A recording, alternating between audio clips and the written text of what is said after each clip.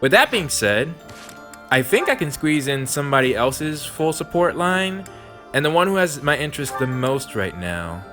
Oh man. Oh yeah, they got their B rank before the time skip, so let's go with Ferdinand. Ferdinand and Hubert. Show them this letter. Threaten them. Oh. Do what you must. Now go. All right, yeah, we doing that. Yes, sir. Hubert, that letter. Is that what I think it was? I suppose there's no denying it. Is it his father? But Edelgard...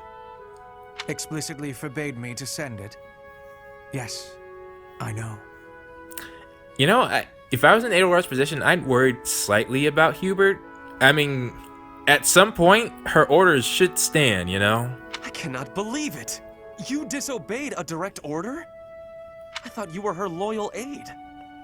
Unwaveringly. All that I do for her.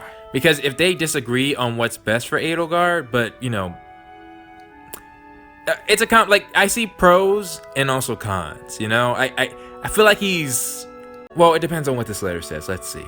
I seem to recall you expressing a similar sentiment. It is our role to guide her when she is on the wrong course of action. Is that not what you said? It is. You were not supposed to do it in secret.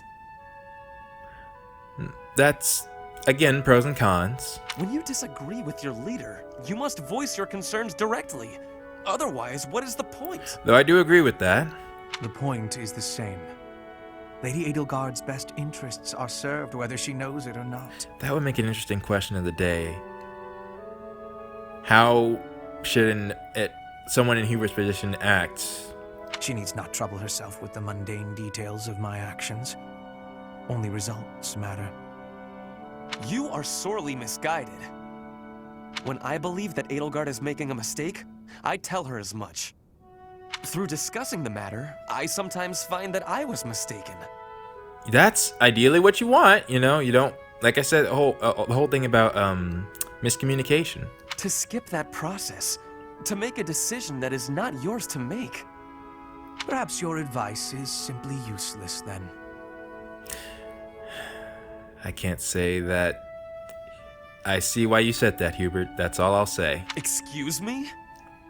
Listen to yourself. If I do as Lady Edelgard requires, then you tell me to be more independent. But if I tread my own path, I am misguided. I get what you're saying, Hubert, but again, she is the one in charge. Like, I get, you know, just because Edelgard is the leader doesn't mean she knows what's best for everyone. Trust me, I certainly get that. But at the same time, you know, you do need a chain of command. I suppose the fault is mine for expecting any useful advice to come out of your mouth. Ugh, I have had enough of your grousing. To think, I started to believe you were a useful aide. I'm not quite sure. I think, you know, like I said, each side has pros and cons. Though I do think in the case of Ferdinand, you know, that's how I like to be. It's like, yeah, if you have any concerns, voice it with your leader, but your leader makes the final decision. Granted, with the world Edelgard's trying to make, currently, I think, does Edelgard have any checks and balances?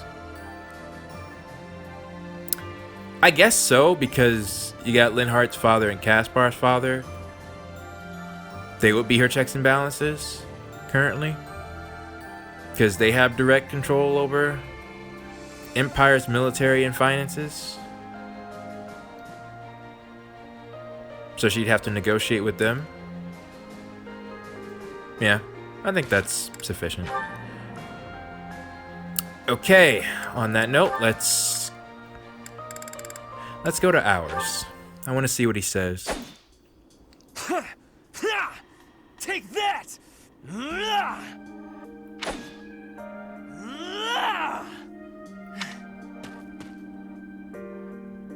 You're fighting more intensely than usual. Yes, I am in a hurry. To prove yourself? Edelgard claims victory after victory. She never stops. I mean, we're in a deadlock right now. Although, depending on when this happens, it could be later. 5 years ago, she ascended the throne and swept away the corrupt nobles, my father included. I always thought I would be the one to unseat him. But she did it instead, with all the ease and indifference of someone cracking an egg. Well, I mean, Ferdinand, you do have to realize she was the princess, heir to the throne. She has certain advantages that she could take care of. But I understand what you're saying. Still, like I said, I don't think you should compare yourself to her. No one should. That's one of the things that I think about often, is that Edelgard is able to do what she is because of the position she was in. It's like if someone else, like Lysithea, for example, I can't say which one of them works harder, but Lysithea is certainly intelligent within her own right, but she doesn't have the means to make such a declaration. And somewhere along the way, Edelgard got knowledge that there is no way any of the other 6 members of the Black Eagles could have gotten. I would think Hubert as well, and she just told him. And I think that only came from the Agarthan. So Edelgard is a very special case. Now, as the head of House Eyre, I serve Edelgard. I have to accept that I am her subordinate, working beneath her to reunify Fodlan. The disparity between Edelgard and myself is obvious. Again, it's literally because of the system she's trying to get rid of right now. Because of her crest, and literally because of her crest, she survived a process that the others wouldn't, and she was able to ascend the throne because of where she was born. But in the future, then people will be accepted by merit. So, and yeah, that's another thing. She's got 2 crests. Like that, as much as Lysithea wants to deny that, it does power you up. She never stops moving forward, single-minded, never wavering. Now that part, I understand. She definitely is more driven, it seems, than... She has a clear goal of her future. I don't think Ferdinand does. But where does that leave me? Here, flailing about, going nowhere, contributing nothing. Yeah. But that's not true, man. You got your equalities as well. But it is. That is the reality. Not once since our days at the Academy have I exceeded Edelgard's abilities. You're looking in the wrong places. I saw her as a worthy opponent. She did not even see me as a contender. She did not even consider me at all. I'm even more convinced now that B rank should have happened pre-time skip, because there's no way that this support would make sense. If I saw this first and then I went to Edelgard, to be like, nah, that's off. She would have had defeated him previously, humbled him previously. As the head of the noble House Eyre, I must be able to achieve results. But all my efforts have come to nothing. Results are everything. I have not shown results, so I will be stagnating here forever. You'll only be stagnating if you think that, Ferdinand. Ooh, that's a question. I'll say this, it's the journey, not the destination.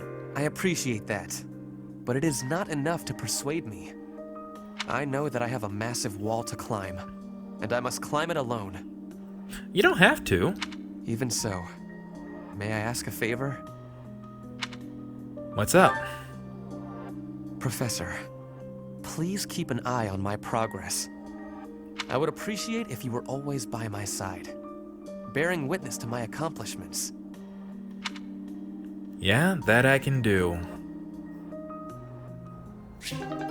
Well, I didn't think he would take it well, but yeah, that is certainly interesting. And I think that's all the deep ones we're gonna get, because... yeah. Alright, well then, let's go with Dorothea first. Ah, Dorothea. I am surprised to find you here. I did not think you were all that religious. There's a lot you don't know, Ferdy. Right. But you're right. I'd hardly call myself devout. I forgot about their relationship. So many things have happened. After all, it was thanks to the goddess and her noble regime that I suffered so much as a child. It wasn't Sothis' fault. Yeah, actually, yeah. Sothis didn't have anything to do with those nobles. Yeah, the Agarthans to blame. Well, Agarthans and Rhea. But, you know, Rhea didn't put the crests inside of people. Personally, you know, while Rhea is to blame for maintaining this, honestly, I'm wondering, like, what would she have done otherwise? Like, in that situation, I mean, I suppose eventually getting the crest to be removed. I just find it hard to criticize Rhea's actions because from the standpoint of keeping her and the other saints safe, it was wise to hide the true nature of who the saints really were. Otherwise, they would have done exactly what they did to Flayn. As far as the nobles, like, I don't know, what do you do when so many people have crests? Like, how do you start? Because the thing with Edelgard, she's not trying to manage what's currently the case. She's trying to, like she said to Hanneman, ideally get rid of crest completely. And so I guess that's something that Rhea could have worked on, but it's hard to me to fault her on the simple act of not removing crest. There are other things that she did from a management standpoint, like people pointing out not hearing out the Western Church. Yeah, that's always something I was wondering about. Rhea's not the best leader, but when it comes to the crests themselves and the nobles, I can't. I put myself in her position. I wonder, well, what would I have done? So, I guess it's just eventually Edelgard would be the result of that. It's just, I can't say it's inevitable. Anyways, I guess if you all have an answer on how you would have handled it, yeah, that'd be an interesting question of the day as well. You must be quite brave to speak so coarsely in this hallowed place. She doesn't have to be. I mean, Edelgard wouldn't care. She might clap. But what do you mean? About suffering as a child? Oh, yeah, you don't know. Do I really have to tell you? Oh, forget it. I'm sure you already know that I'm an orphan. I grew up in the alleys of Enbar, begging for coins, eating scraps, drinking from drains. That has way more description than you told Hannah, man. I see. I remember seeing street children around the city. You did. Interesting, Ferdinand. I could have died. Then the right person overheard me singing. Really? Who was that? Do we know that person? And suddenly I was in the opera. I was a songstress. And my goodness, did the nobles like me. The people who used to spit on me and call me an urchin, they praised my voice and my beauty. A nobleman who once kicked me gave me the most gorgeous shoes. Wow. I almost asked if it was a joke. Yeah, that's why I said Dorothea's, I can see that happening in this world today. So that is why you despise the nobility. But why do you think I am the same as them? Do you really believe that is the kind of man I am? You think I would ever treat people differently based on appearances? There is nothing noble about that. No, but I do think status was a big deal to you. Oh, really? You're something different? That's not how I remember things. I take it back. This conversation is good. It was the very day that I was discovered. I was in high spirits. Nothing was wrong in the world. Oh, shoot. You serious? I secretly bathed in one of the town's fountains, hoping to wash off some of the dirt from the streets. I sang the same song the opera composer overheard earlier that day. And that's when you appeared. Really? Me? No, it could not have been. Don't play dumb. You glared at me, the same look I'd gotten from every other noble, then you ran off. Dang! When we met at the academy, you were a different person. All smiles and friendly words. Oh my word! You were like a bee, Ferdinand. A bee attracted to a flower in full bloom. Yeah, I had no idea it went this deep. Yeah, I did not know what Dorothea meant there. So it was you then, singing that song. Dorothea, please listen. This is a misunderstanding. You don't say. You don't say. Hold up, hold up. When I saw you, I could not take my eyes off you. I was hypnotized. Ferdinand's saying exactly what I'm thinking. Your beautiful voice, your elegant face, droplets of water on your skin that glittered in the sun. I thought you were a water nymph. Yeah, honestly, I was thinking at that age, if he saw you doing that, I don't think disgust would be the look on his face. Well, you know, it could be, but... Stop it. Don't lie to me. No, it is true. I was only a child. Yeah! The vision overwhelmed me. That is why I ran. I mean, Dorothea, surely by now, you know, you have... Your looks are an asset. I'm not sure how she looked at that age. I'm not trying to... You know what? I feel like I'm going to get in trouble with that. Let me just move on. I understand where he's coming from. I plucked up the courage to return, but no one was there. I thought perhaps it was a dream.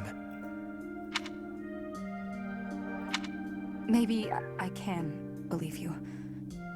I've wanted to, ever since the day you made me those traits. Ferdinand did care about status, but even so, I would think he would still treat, you know, people with kindness. And he's often been very quick to learn from stuff like that. I thought then that maybe you weren't like the others, but there's a lot I have to let go of, Ferdy. That makes sense. That makes sense, Dorothea. Of course.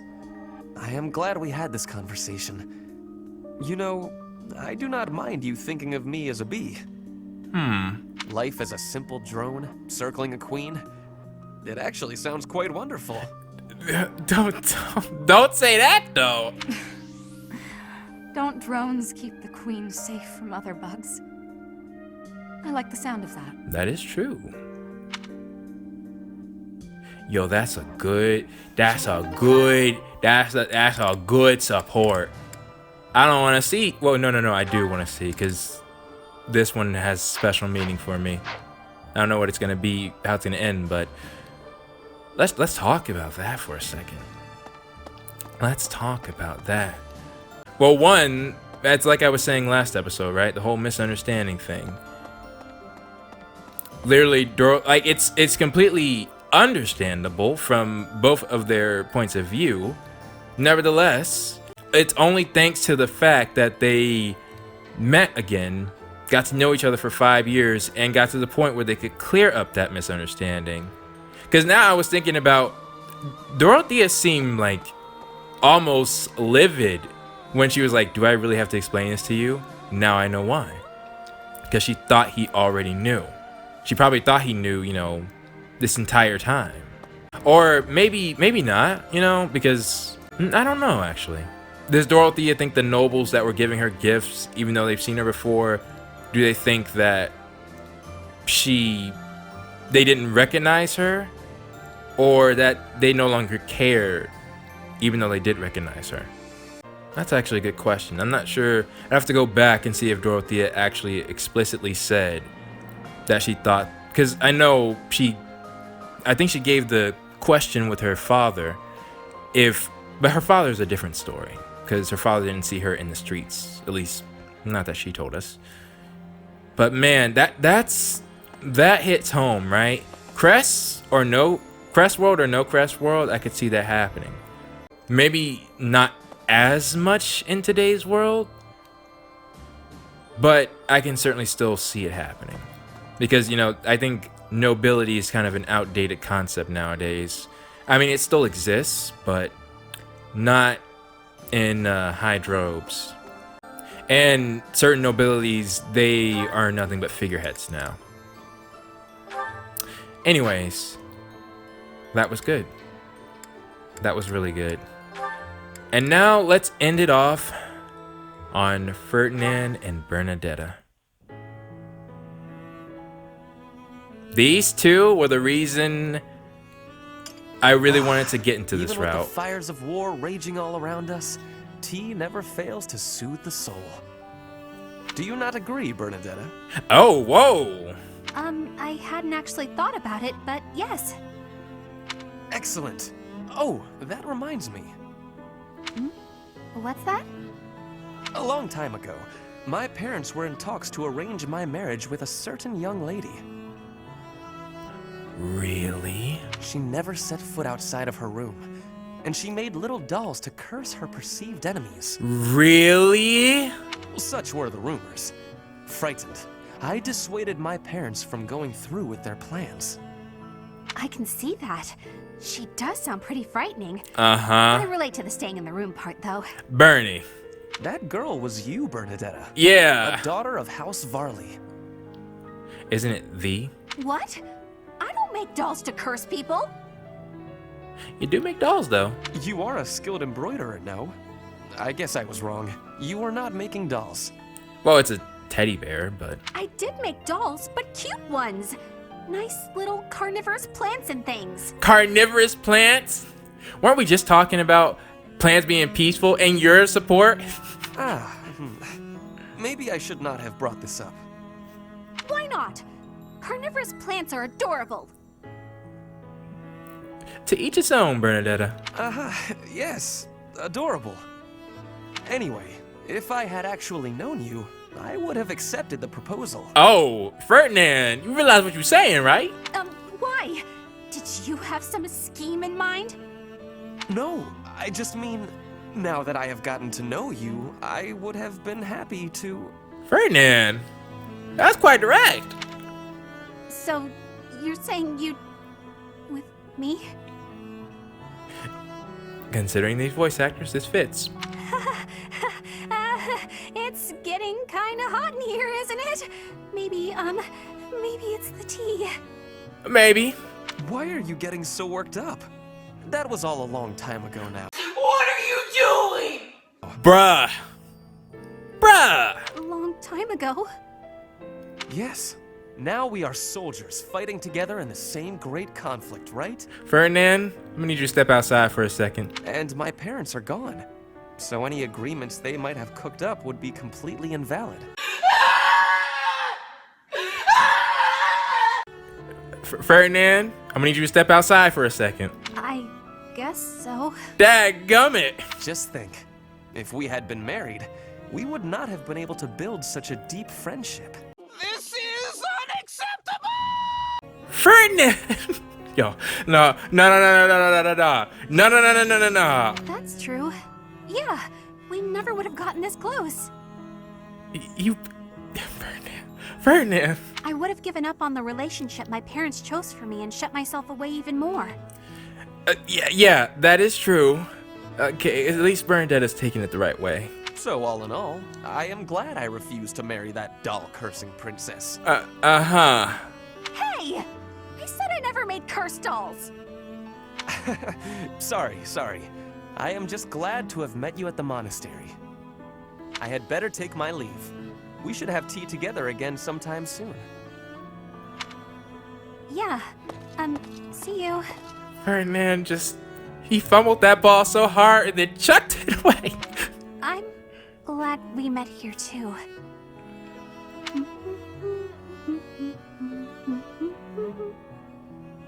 Oh, I don't recognize that song, but she's happy. Dadgummit, Ferdinand. Dadgummit. I don't want to compare you to certain anime protagonists, but dadgummit. It's okay. I think that makes another good end to the supports episode. Yeah, we in this for a long haul. Who would I go to next? I'm saving these two for last, but man, oh, wait a minute. Actually, I just thought of something. What does he have? Scythe of Sariel? Sariel? 10, 130 versus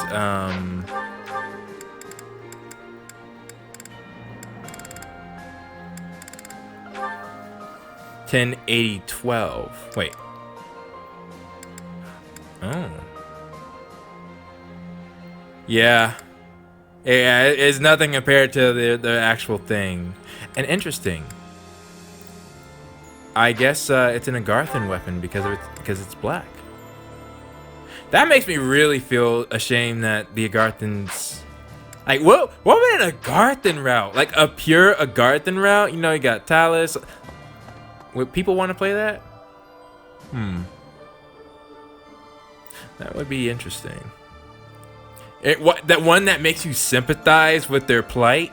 Or maybe just, you know, it's a prequel route, you know? Oh, that's interesting. Anyways. Alright, well, with that being said, I got more supports to do. So, I'm not sure if I'm going to ask a different question today, so I'll leave it to future me. I will see you all next time. And now it is time for the question of the day, and originally, I wanted to do a question on how Hubert assists Edelgard or on what Rhea would have done differently when leading Fodlan. However, I have a sneaking suspicion that there is info in this route that might come to light that might change how I look at those. I mean, Hubert and Ferdinand straight up have an A rank, but something someone said in the previous comment makes me wonder on speaking more about Rhea, so I'll leave those alone for now. Instead, I'll ask a different question and say, of the Black Eagles, who would you pair Ferdinand with? And I'm asking this because, one, I felt like we had very good supports between two of them, and two, even though I know we don't have the other A ranks, I kind of still want to ask a question that's involving with this episode. And yes, I know we didn't even get Edelgard's A rank. If you're someone who played the game and you feel that the two of them should end up together, then I like to hear that. I don't mind, you know, people saying, oh yeah, they had a really great A rank at this point in the game. And also because I'm kind of still trying to decide myself, so it would help to see people's input. So with that being said, please post your thoughts down in the comments below, and I will see you all next time.